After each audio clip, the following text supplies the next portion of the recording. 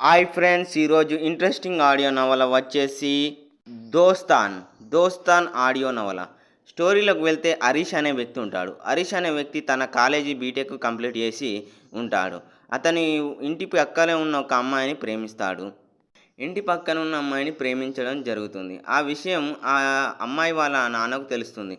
ఆ అమ్మాయి పేరు వచ్చేసి కల్పన. కల్పన వాళ్ళ నాన్నకు తెలుస్తుంది హరీష్ కల్పనను లవ్ చేస్తున్నానని.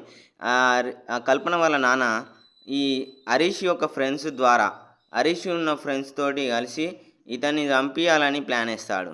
అతన్ని చంపేయడానికి వీళ్ళ వీళ్ళ ఫ్రెండ్స్ అందరు పార్టీ అని పిలిపించి అతనికి కళ్ళు తాగిపిస్తారు. ఆ కళ్ళులో విషం పోస్తారు.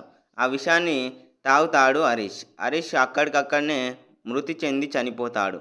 ఈ విధంగా హరీష్ అనే వ్యక్తి చనిపోవడం జరుగుతుంది. చనిపోయిన హరీష్ని అది అనుమానంగా, విషంతో చచ్చిపోయిన అనుమానం రాకుండా ఉందా, అతని ఇంటి ముందు ఉన్నట్టు ఒక చెట్టుకి ఊరేసి చంపుతారు. ఈ విధంగా అనుమానం రాకుండా ఉంటుందని వాళ్ళ ఫ్రెండ్స్ అందరూ భావిస్తారు. తర్వాత తనతో తిరిగిన ఫ్రెండ్స్ ఇలా మోసం చేశారని తెలుసుకున్నసరికి ఇంతవరకు చావు వరకు వెళ్ళిపోతుంది. హరీష్ అప్పటికే చనిపోయి ఉంటాడు. నిజంగా దోస్తాన్ చేస్తే ఇలా ఉంటుందా అనేదానే ఈ ఆడియో నవల ఉద్దేశం. దోస్తులు ఈ రోజులో బయట ఎలా ఉన్నారనే దాని గురించి ఈ ఆడియో నవల చెప్తుంది. మొత్తానికి దోస్తులైనటి ఫ్రెండ్సే తనని మోసం చేసి డబ్బుల కాశపడి తనని చంపుతారు. ఆ కల్పన వాళ్ళ నాన్ననే ఇదంతా చేస్తాడు. అయితే హరీష్ చచ్చిపోయాక అతని బాడీని పోస్ట్ మార్టం చేస్తే ఆత్మహత్య కాదు, ఎవరో విషం పెట్టి చంపారని వాళ్ళ అమ్మ నాన్నకు తెలుస్తుంది. దాంతో ఎలాగైనా మా కొడుకుని చంపినట్టే ఆ దోస్తులను నమ్మించిన ఫ్రెండ్స్కి ఉరిశిక్ష పడాలని వాళ్ళ అమ్మ నాన్న కోరుకుంటారు. అది ఎంతకు నెరవేరదు. దాంతో ఎట్లయినా హరీష్ చావుని, ఇదంతా మర్డర్ అని తెలిసాక పోలీసులు ఇన్వెస్టిగేట్ చేస్తారు. వాళ్ళ దోస్తుల్ని ప్రతి ఒక్కరిని అడుగుతారు, ఎవర్రా మీరు ఇలా చేశారని. వాళ్ళని బాగా కొట్టినాక నిజం చెప్తారు.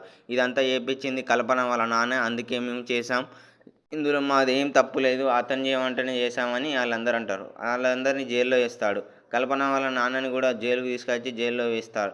ఈ విధంగా కల్పన వాళ్ళ నాన్నని జైల్లో శిక్ష వేస్తారు. హరీష్ చచ్చిపోయాడని తెలిసినాక కల్పన ఎంతో బాధపడుతూ ఉంటుంది. తన నాన్నే ఇతన్ని చంపాడని తెలుసుకున్నాక ఇంకా చాలా బాధపడి కల్పన తన శవాన్ని దగ్గరికి వచ్చి ఏడుస్తూ ఉంటుంది. ఈ విధంగా ఈ దోస్తాన్ అనే ఆడియో నవలలో ఫ్రెండ్స్ మోసం చేసి చంపే విధానాన్ని ఈ ఆడియో నవలలో మీకు ఎక్స్ప్లెయిన్ అవుతుందని ఇంతటితోటి ఈ స్టోరీ ముగిస్తున్నాను friends. Bye friends, bye bye bye. మరి ఇంకొక వీడియోతోటి మీ ముందుకు వస్తాను. Bye. Subscribe our channel, like and share, give comment in comment section friends. Bye friends, bye bye bye.